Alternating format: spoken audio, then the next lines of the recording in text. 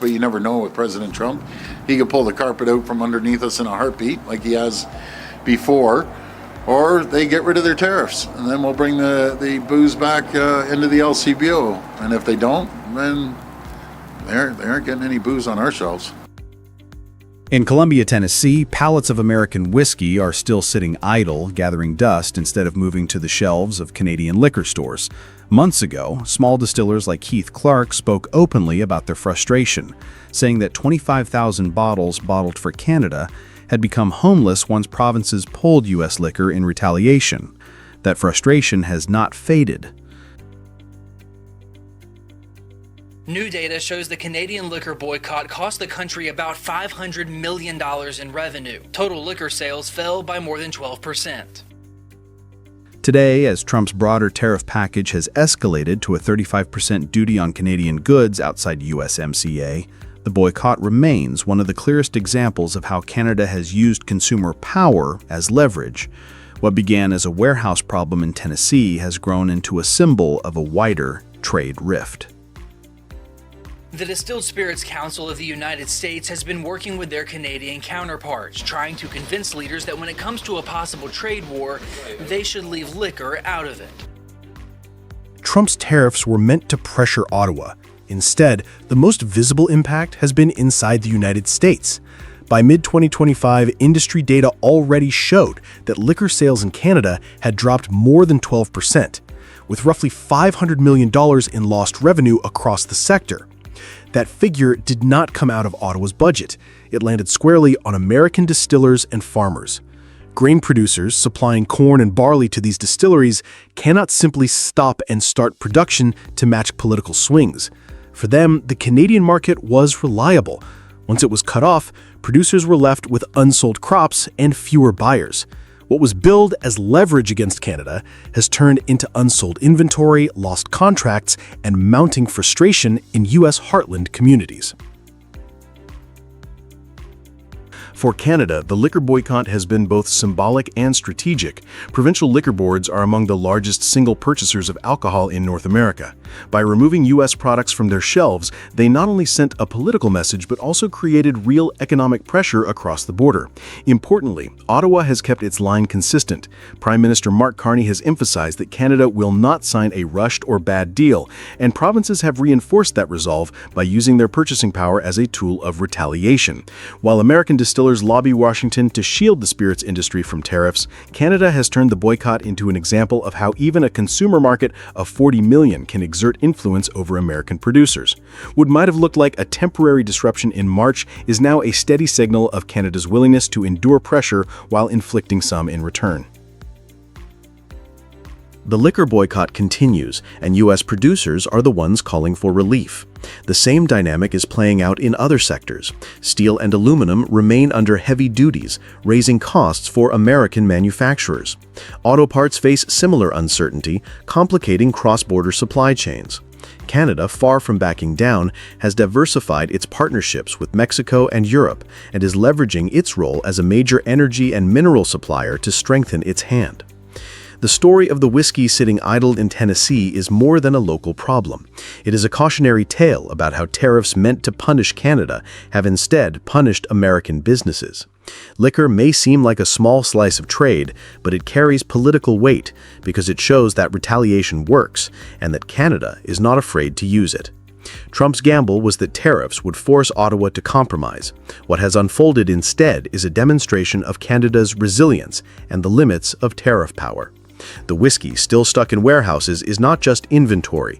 It is a reminder that when trade wars turn into consumer boycotts, the pain rarely stays contained to the other side of the border.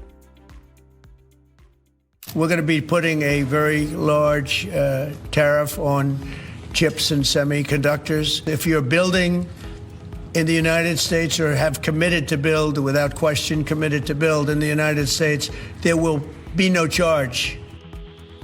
In the days after August 1st, the trade battle between Washington and its key partners took an unexpected turn. President Donald Trump pushed forward with one of his most aggressive proposals yet: a 100% tariff on imported computer chips and semiconductors. His message was blunt: build in the United States or pay double. This was more than a new trade policy. It was a move that sent tremors through global supply chains, rattled the markets, and left allies like Canada watching closely. Chips aren't just inside laptops. They're in cars, refrigerators, and the everyday devices people rely on. A shock at the source means higher prices across the board. President Trump and Apple CEO Tim Cook just announced a new $100 billion commitment to manufacturing in the U.S. The reality is that Apple invests billions per year already in the U.S., right? And while Cook didn't announce the Made in USA iPhone that Trump maybe wanted, he did flatter Trump by giving him a customized plaque with a 24-karat gold base, of course. Trump staged the chip tariff rollout with Apple's $100 billion U.S. investment as the showcase, while pressuring Intel's CEO and signaling that political alignment mattered as much as business. Many such investments were already planned, making the tariff more a political bargaining chip than a genuine industrial policy. On paper, the plan was about bringing money and jobs back to America. In practice, the economics tell a more complicated story. Independent studies, including the Yale Budget Lab's August 2025 review, estimate that tariffs implemented this year could raise household costs by $2,200 to $3,800 annually. That's because tariffs don't stay on corporate balance sheets. They show up in the final price tag for consumers. And while Trump points to corporate investments as proof of success, many of these projects predate the tariff. Apple's $100 billion pledge, Samsung's Arizona expansion, TSMC's multi-billion-dollar fabs, all were in motion thanks to the 2022 CHIPS Act and the AI-driven race for capacity. The tariff may have reinforced these moves, but it didn't create them. There's also the jobs question. Modern semiconductor fabrication is highly automated. Even with new facilities, the number of direct manufacturing jobs created is limited, and the work often requires specialized skills, narrowing the employment impact. In reality, most of these investments were already planned for strategic and technological reasons, with the tariff acting more as a political lever than the true catalyst. John, these sound like bully tariffs. Auto, for example. Kiss the ring or face the tariff seems to be the message. Yeah, bring a 24-karat gold plaque to the White House, or the tariff story could go on. And obviously that's a complicated story for companies and countries like Canada as well. For Canada, the chip tariff was another reminder that Trump's trade pressure can target any sector. Prime Minister Mark Carney's response has been deliberate. Maintain the backbone of the Canada-US-Mexico agreement, which still keeps about 85% of Canadian exports tariff-free while refusing to rush into any bad deal.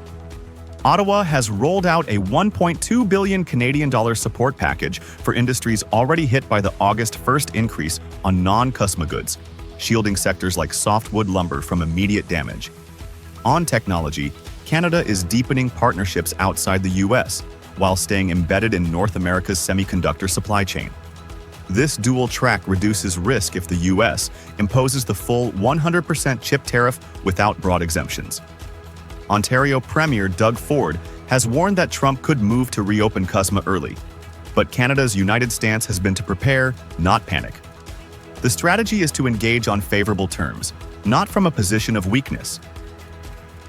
Or hit that guy back as hard as we possibly can, and that's what we need to do. And we can do it. We can build anything here in Canada, absolutely anything. The 100% chip tariff is more than an economic measure. It's a negotiating tactic, a show of force, and a test of loyalty. But it also carries the risk of higher consumer prices, distorted investment incentives, and unresolved technological gaps. Trump has made himself the central actor in this drama, but Canada has not been cast as a passive player.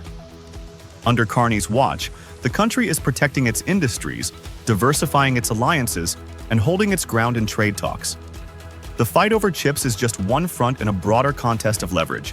And in that contest, endurance, not speed, will decide who comes out ahead. Denmark is accusing the United States, one of its closest allies, of acting more like an adversary by conducting covert operations in Greenland. Denmark and the U.S.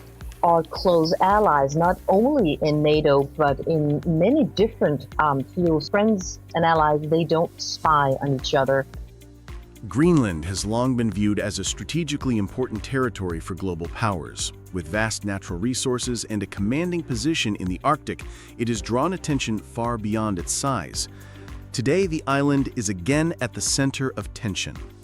Denmark has accused the United States of running covert operations to stir division inside Greenland, a charge that has shaken one of NATO's closest alliances.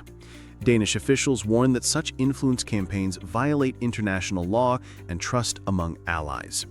At the same time, Canada is moving in a very different direction. Instead of pressure, Ottawa is strengthening ties with Denmark through green energy and trade cooperation, signaling that the Arctic is no longer an arena dominated by Washington alone. One way or the other, we're going to get it. Trump's focus on Greenland is not new. The island offers enormous strategic value. From military bases that monitor Russia to deposits of critical minerals, securing Greenland would give the United States leverage in the global balance of power. Reports from Denmark's public broadcaster revealed that at least 3 Americans with connections to Trump or his administration were linked to covert influence campaigns. These operatives were said to encourage separatist sentiment and build networks sympathetic to Trump's ambitions. To many observers in Europe, this resembled Russia's earlier tactics in Ukraine, where local divisions were amplified before force was applied. Denmark responded by summoning the top U.S. diplomat in Copenhagen and opening investigations.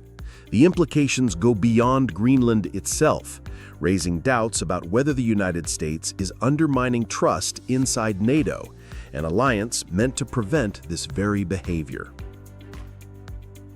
Denmark and the U.S. are, like Canada, members of NATO. The Danish public broadcaster uncovered evidence in a stunning investigation that men with ties to Trump tried to infiltrate Greenland, pointing to intelligence that at least 3 Americans with connections to the president were involved in covert influence operations. Trump has repeatedly threatened to annex the territory, which, like Canada, has vast critical minerals and strategic military bases in the Arctic.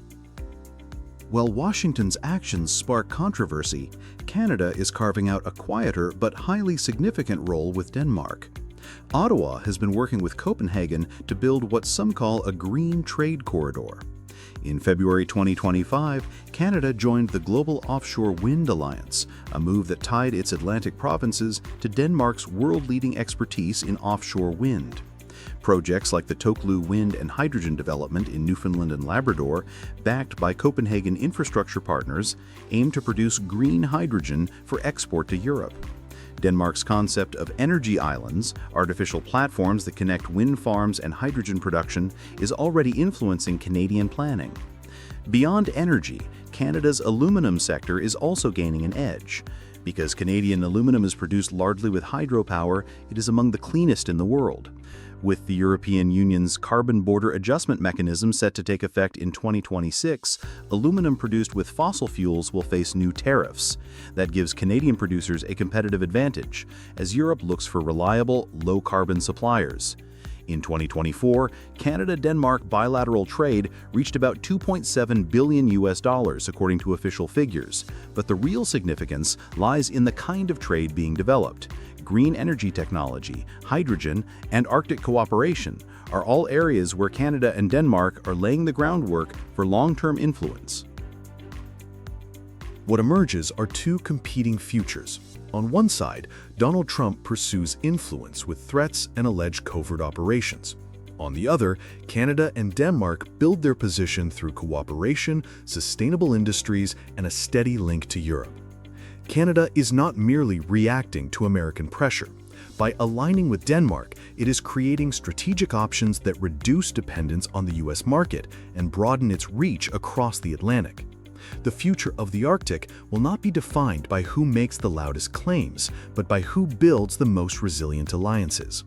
On that front, Canada and Denmark already stand strong, showing that influence can be earned through partnership rather than force.